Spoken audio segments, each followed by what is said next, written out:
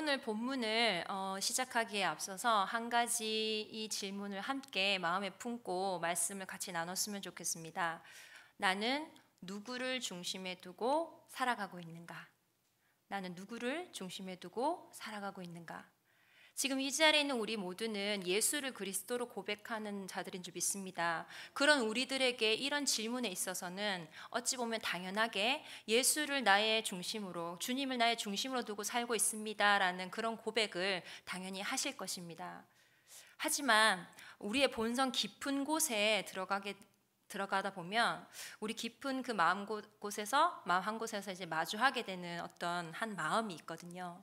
그게 뭐냐면 바로 많은 순간 내가 중심이 되고자 하는 욕망입니다. 어떤 집단이나 어떤 무리들 가운데서 내가 그 가운데 서고 싶은 마음, 그리고 인정받고 싶은 열망, 그리고 내가 중심에 서야지만이 기뻐지는 그런 감정들, 모든 것들을 말합니다.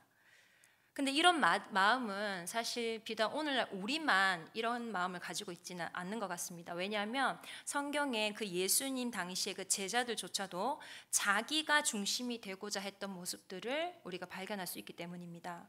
마태복음 20장 21절을 보면 예수님의 제자였던 야고보와 요한의 어머니가 예수님께 이런 요구를 합니다. 나의 이 두 아들을 주의 나라에서 하나는 주의 우편에 하나는 주의 좌편에 앉게 명하소서. 그러니까 이 본문과 병행 본문인 마가복음 10장 37절에서는 야고보와 요한이 직접 이렇게 말하고 있다라고 지금 기록하고 있거든요. 여짜오되 주의 영광 중에서 우리를 하나는 주의 우편에 하나는 좌편에 앉게 하여 주옵소서. 그러니까 이들 역시 예수님의 제자들이라는 그 집단 가운데 중심적인 위치에 앉고 싶어 했다라는 것입니다. 그러니까 이처럼 자신이 중심적인 위치에 있고 싶어하는 그런 마음이 극단적으로 향하게 되면은 어떻게 될까요? 그러니까 다른 사람이 자신보다 높아지거나 칭찬받거나 그렇게 인정받는 그것으로 인해서 내가 소외되어질 때 자연스럽게 그 사람을 미워하고 질투하게 되고 그 사람을 시기하게 되죠. 그런데 성경은 분명히 말합니다. 세상의 중심은 그리스도이십니다. 그래서 이 세상에 높아지실 분은 오직 그리스도 한 분뿐인 것이죠. 중심이 되시는 분은 오직 그리스도 한 분뿐인 것입니다. 그리고 이 자리에 있는 우리는 그 그리스도를 높이고 그리스도를 중심으로 두고 사는 것이 무엇인지를 드러내는 그런 사람으로 부름받은 것입니다. 그리스도만을 높이고 그리스도를 중심으로 살아가기 위해서 나는 소외되어져야 하고 뒤로 물러나는 것이 당연하다. 이 당연하다라는 생각이 우리 가운데 있어야 하는 것입니다. 오늘 요한복음 그 본문에서 같이 보면 이처럼 그리스도만을 높이기 위해서 자신은 그리스도 뒤로 사라지는 것을 자기의 사명이라고 고백하는 한 사람을 보게 됩니다. 우리 오늘 본문 말씀 시작인 22절 말씀을 함께 보겠습니다. 22절입니다. 시작. 그 후에 예수께서 제자들과 유대 땅으로 가서 거기 함께 유하시며 세례를 베푸시더라. 여러분, 이 구절의 말씀대로 저희가 한번 보겠습니다. 이 말씀에 따르자면, 우리가 말씀대로 이해를 해보자면 예수님께서 제자들과 유대 땅으로 같이 가셔서 거기 함께 머무시면서 세례를 베푸셨다라는 것으로 이해가 되는 구절 같습니다. 그러니까 예수님께서 직접 세례를 베푸신 것 같죠. 그런데 흥미로운 것은 공관복음 어디에서도 예수님이 직접 세례를 주셨다라는 그런 언급은 없습니다. 그러니까 여러분, 예수님이 이 땅에 오셔서 직접 하신 말씀이나 어떤 직접 행하신 일들이 있다면 그것은 분명히 아무 의미 없는 그냥 보통의 일은 아닐 것입니다. 분명히 구원과 관련돼 있어서 아주 중요한 의미를 담고 있고 우리에게 알려주시고자 하는 어떤 그 진리의 의미가 담겨있는 말씀과 행함이라는 것이겠죠. 그래서 성경에 기록된 예수님의 모든 말씀들은 그 하나하나가 우리에게 구원의 길을 알려주는 그 진리의 말씀인 것입니다. 그러니까 예수님의 행함 역시 마찬가지입니다. 그러니까 예수님이 제자들에게 사람들에게 직접 보여주신 그 행동이라고 한다면 그것은 그냥 즉흥적으로 그냥 하신 것이 아니라 그러니까 구원과 관련돼서 우리가 깨달아야 할 그 진리를 보여주기 위한 의미에서의 아주 중요한 의미의 그 행동이신 거겠죠.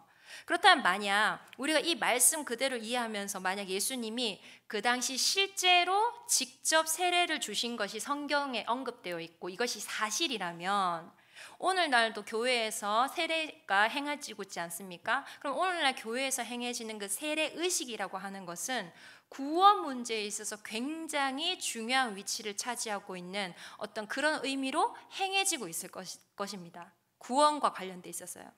그러니까 예수님이 그렇게 직접 행하셨으니까. 자, 그렇다면 우리가 같이 볼 것은 과연 22절 이 말씀대로 예수님이 직접 실제로 세례를 주셨는가 하는 것입니다. 그러니까 이것에 대한 이해를 도와주기 위해서 요한복음 4장 2절을 보면 알 수가 있거든요. 요한복음 4장 2절 말씀 같이 한번 보겠습니다. 시작. 예수께서 친히 세례를 베푸신 것이 아니요 제자들이 베푼 것이라. 그러니까 요한복음 4장 2절 말씀에서 밝히는 바는 뭔가요? 세례는 예수님이 친히 주신 것은 아니고 예수님의 제자들이 준 것이라고 지금 설명이 되어 있습니다. 그러니까 이것은 제자들이 예수님의 권위 아래에서 세례를 베풀었다는 의미죠. 그러니까 따라서 예수님의 이름으로 예수님의 뜻에 따라서 이루어진 세례였다는 것입니다. 그래서 지금 22절 우리가 보고 있는 이 22절에서 예수님이 세례를 주신 것으로 언급한 것이 아닌가라는 그런 이해를 우리가 할 수가 있다는 것이죠. 어찌됐든 지금 예수님이 제자들과 함께 세례 사역을 하고 계신 것입니다. 그런데 한편으로 23절에 보시면 세례 요한 역시 근방의 에논이라는 지역에서 세례를 베풀고 있었습니다. 그러니까 생각해 보면 예수님과 세례 요한이 동시에 이 두 분의 세례 사역이 동시에 일어나고 있었던 것이죠. 그런데 이로 인해서 문제가 발생하게 되는 것입니다. 25절 말씀을 볼까요? 25절 말씀을 보면 요한의 제자 중 한 사람이 그 한 유대인과 함께 정결 예식에 대해서 논쟁했다라고 말합니다. 그러니까 예수님과 세례 요한이 각각 베풀고 있는 이 세례 의식에 대해서 이야기를 한 것이죠. 정결 예식은 뭡니까? 깨끗함을 입는 의식입니다. 이 깨끗함을 입는 이 의식에 대해서 중요하게 생각했던 사람들이 바로 유대인들이란 말이죠. 그러니까 이 유대인들은 예수님과 세례 요한의 이 세례 의식을 이야기를 들으면서 그들에게 의문이 생긴 것입니다. 과연 예수라는 사람이 베푸는 이 세례가 낫겠느냐? 아니면 세례 요한이 베푸는 이 세례가 낫겠느냐? 그러니까 이러한 논쟁 가운데 요한의 제자들이 결국 스승인 요한에게 불만을 표하는 것입니다. 26절 같이 보겠습니다. 26절은 같이 읽어보겠습니다. 시작.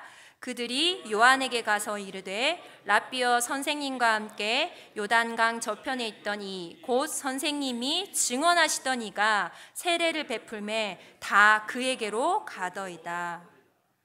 그 당시에는 예수라는 분이나 세례 요한이라는 사람이나 둘 다 굉장히 사람들에겐 대단한 사람으로 여겨지고 있었습니다. 그러니까 다시 말해서 세상적인 시각으로 볼 때는 예수와 세례 요한이 무언가 경쟁적인 그런 관계, 그런 위치의 관계로 볼 수 있다는 것이죠. 그런데 그 두 사람이 동시에 세례를 주고 있는 것입니다. 예수님과 세례 요한 두 분 다 유명하고 이름 높은 그런 분들인데 그런 두 분이 세례를 줄 때 사람들에게는 어떤 갈등이 일어날까요? 누구에게 가서 세례를 받지? 둘 다 유명하고 대단한 분들인데 누구한테 가서 세례를 받지? 그러니까 지금 오늘날 우리로 생각하면 이런 예화랑 비슷하지 않을까 생각이 드는데요. 지금 같은 경산 지역에 같은 날에 두 교회가 동시에 부흥회를 합니다. 그러니까 정평동의 어느 한 교회에는 어느 저 유명한 그 목사님을 강사로 모셔서 그 목사님이 강사로 설교하시더라. 저기 대평동의 저 교회는 오늘 어떤 다른 유명한 목사님이 오셔서 지금 설교하신대. 그러면은 이 두 분에 대해서 다 알고 있는 사람들에게는 어떤 갈등이 있을까요? 어느 교회에 가서 설교를 듣지? 어느 부흥회를 가지? 이런 고민이 있을 수 있다는 것이죠.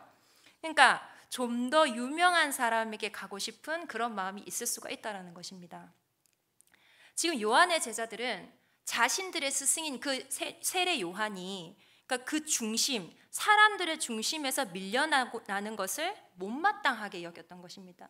그러니까 왜요? 그러니까 제자들 입장에서는 자신들의 스승이 그 중심적인 자리, 그 위치를 차지하고 있어야지만이 스승이 받는 그 대우가 자기들도 똑같이 그 대우를 받을 수 있다라고 생각했기 때문입니다. 그러니까 게다가 자기 스승인 요한은 어떤 사람인가요? 예수라는 사람보다 먼저 세상에 온 사람이고 세례 역시 예수님보다는 더 선배인 것이죠. 그런 요한보다 뒤늦게 나타나는 그 예수라는 사람에게 군중들이 몰리고 인기가 있게 되는 것, 그것을 참기 어려워했던 것입니다. 그래서 여러분, 우리가 이 지금 요한의 제자들의 이 상황들을 봤을 때 우리들 역시 이들의 마음을 충분히 이해할 수 있지 않습니까? 나보다 남이 더 주목받을 때, 그리고 우리 역시 종종 불편한 마음을 가지게 된다는 것입니다. 예를 들어서 성도님들이 이런 고민을 하실 수가 있어요. 우리 교회는 왜 이렇게 사람이 늘지 않지? 우리 교회 목사님 말씀이 저 교회 목사님 말씀보다 훨씬 더 좋은데, 우리 교회 교인들이 훨씬 더 성격도 좋고 좋은데, 이런 걱정을 할 수가 있습니다. 하지만 그러한 걱정, 사실 조금만 더 깊이 들어가면 어떤 불만일 수도 있습니다. 그런 불만 같은 그런 마음 속에 어쩌면 내 교회라는 집착이 있을 수가 있는 것이고, 내 교회, 다른 교회, 서로 비교 경쟁 상대로 생각하는 그런 마음이 자리하고 있을 수 있다는 것입니다. 한 하나님을 섬기는 교회라고 말함에도 불구하고 이웃 교회로 사람이 더 많이 몰리는 것을 속상해하거나 그렇게 경쟁의 대상으로 여기는 그런 마음들인 것이죠. 자, 어쨌든 요한의 제자들이 자기 스승에게 말하는 것을 한 번 더 보겠습니다. 26절 마지막에 뭐라고 하고 있나요? 26절 마지막에 사람이 다 그에게로 가더이다. 그래, 이 말이죠. 아니, 예수라는 사람은 선생님이 증거하던 그런 사람이 아닙니까? 세상은 그 사람을 몰랐잖아요. 선생님 덕분에 그 사람을 알게 된 거지 않습니까?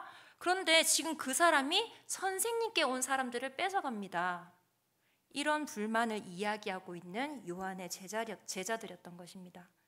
하지만 이런 제자들의 말에 대해서 세례 요한은 무엇이라고 반응을 했을까요?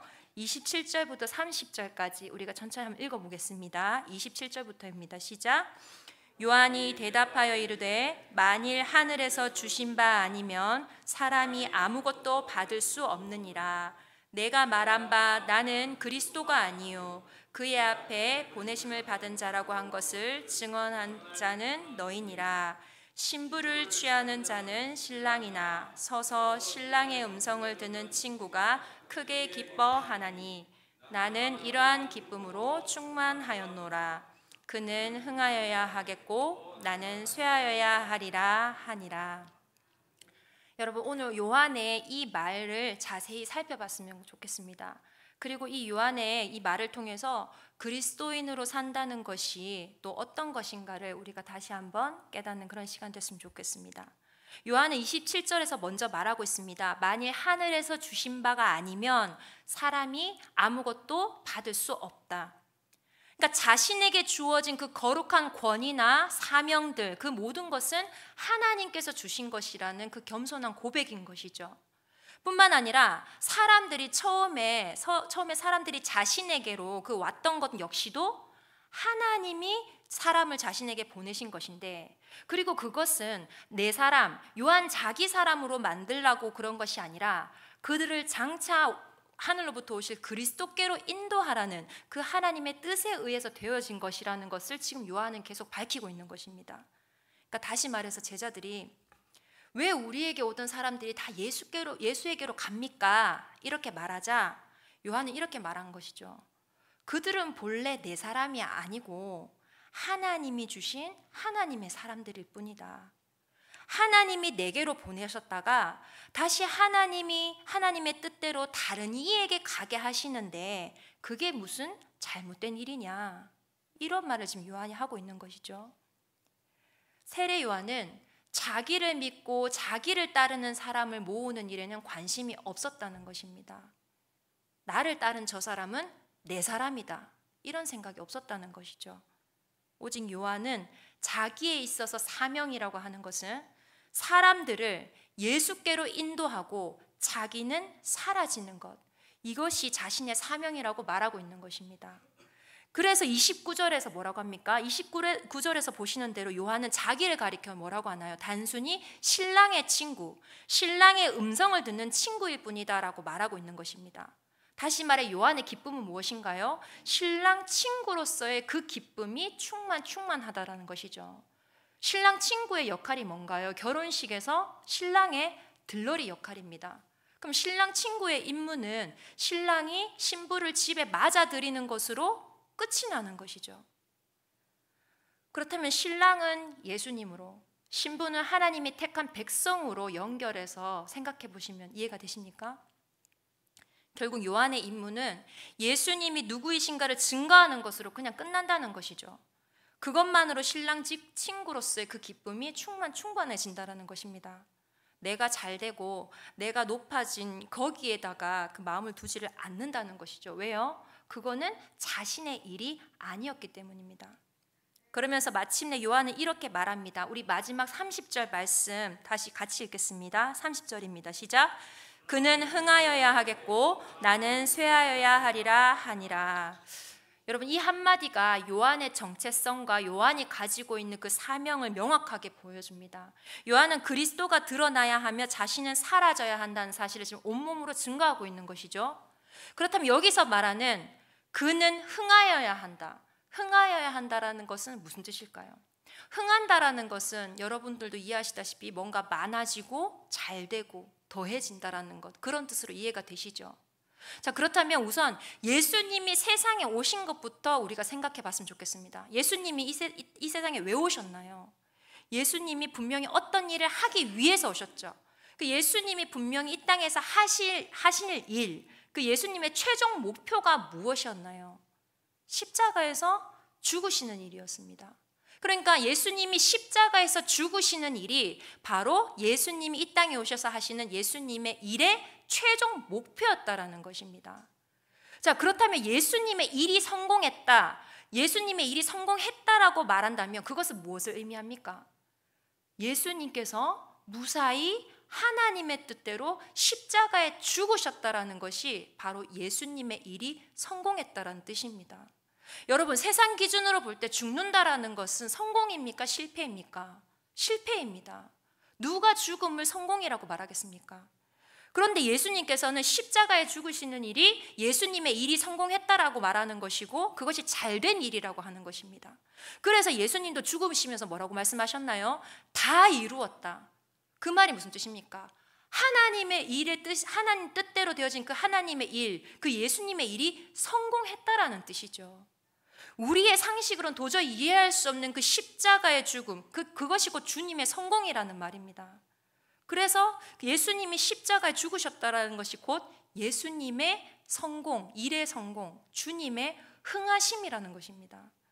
다시 말씀드리지만 세상 기준으로 봤을 때는 죽는 것은 절대로 죽는 것이 성공이 아니죠. 끝까지 살아남아서 자기가 중심이 되어서 세력을 넓혀가는 것이 성공이라고 세상은 말합니다. 그래서 그런 눈으로 볼 때에 예수님을 돕는 일은 예수님이 죽는 것을 막는 것이라고 생각하게 되는 것이죠. 그래서 베드로가 그렇게 했지 않습니까? 예수님이 나는 죽어야 한다라고 말하니까 베드로가 뭐라고 했나요? 예수님, 그리하지 마십시오. 주님의 죽음을 만류했던 베드로입니다. 이것이 베드로가 예수님을 돕는 수준이었다는 것입니다. 베드로 눈에도 죽는 것은 실패였다라는 것이죠. 예수님, 왜 실패의 길로 가시나요? 끝까지 살아남으셔서 영광을 누리시는 그 성공의 길로 가셔야지요. 이것이 베드로의 관점이었다라는 것입니다. 그것은 바로 예수님이 세상에 왜 오셨는가를 모르고 있는 그런 모습에 지나지를 않는다는 것입니다. 따라서 주님의 성공, 그는 흥하여야 한다, 예수님이 흥하여야 한다는 그 말의 의미는요, 예수님이 이 땅에 오셔서 죽으셔야 할 그 이유, 그 사실이 만민에게 전파되어서 많은 사람이 예수님이 왜 죽으셔야 했는지를 알게 되고 깨닫게 됨으로 인해서 주를 믿게 되는 것, 그게 바로 예수님의 일의 성공, 주님의 흥함이라는 것입니다. 다른 말로는 뭔가요? 예수님 앞에 나와서 주님, 내가 바로 죽을 죄인입니다 라고 고백하게 되어지는 사람들이 많아지는 것, 그게 바로 주님의 흥함이라는 것이죠. 이것은 그가 흥해야진다. 흥하게 되는 것. 그건 단순히 교회의 교인 수가 늘어나는 것, 외적인 성장을 이야기하는 것이 아닙니다. 그리스도께로 사람들이 향하게 되는 것, 단 한 사람이라도 그 몸 마음을 하나님께로 돌리는 것, 그것이 바로 주님의 흥함이라는 것이죠. 반대로 요한 자신에게 몰리던 사람들이 예수님께로 가게 된 것은 그의 쇠함이 아니라 오히려 사명의 완성이었던 것입니다. 요한은 자신을 바라보던 무리들이 예수님께로 가게 되는 것을 시기하지 않았습니다. 오히려 그것을 기뻐했죠. 왜냐하면 그것이 자신의 사명이었기 때문입니다. 마지막 말씀 우리가 기억했으면 좋겠습니다. 그는 흥하여야 하겠고 나는 쇠하여야 하리라. 오늘 이 말씀은 목회자들에게도 그리고 성도들에게도 동일한 가르침을 주는 것 같습니다. 목회자는 자신에게 맡겨진 그 사람들을 예수님께로 인도해야 합니다. 그들을 자기 사람으로 붙들어 두는 것이 아니라 그리스도의 제자로 세우는 것입니다. 그리고 이것은 단지 목회자만의 사명이 아니죠. 이 자리에 있는 우리 모두의 사명인 줄 믿습니다. 왜냐하면 이 자리에 있는 우리 모두가 그리스도를 증거하는 증인으로 부름받았기 때문입니다. 증인이란 자신이 아니라 그리스도를 드러내는 사람입니다. 우리가 중심이 되려는 그 마음에서 벗어나 오직 예수님만을 마음에 두고 살아가야 합니다. 신랑의 음성을 듣고 기뻐했던 요한처럼 우리 또한 누군가가 예수님을 알게 되고 예수를 주로 고백하고 그분의 음성을 듣게 되는 것 그 자체로 기쁨으로 삼아야 하는 것입니다. 사랑하는 여러분, 우리가 속한 교회에서 중심적인 사람이 되는 것, 그리고 우리가 속한 교회가 다른 교회보다 교인 수가 많아지는 것, 그것을 더 흥하다고 생각하는 것, 그것이 우리의 사명이 아닙니다. 우리의 사명은 오직 그리스도를 높이고 그리스도의 흥함을 위해 나 자신은 쇠하여지는 것입니다. 그것이 진정한 기쁨이며 그리스도의 삶인 줄 믿습니다. 우리 사명이 무엇인지 분명히 알고 그 사명을 따라 살아가는 성광의 모든 가족들 되시기를 주님의 이름으로 소망합니다.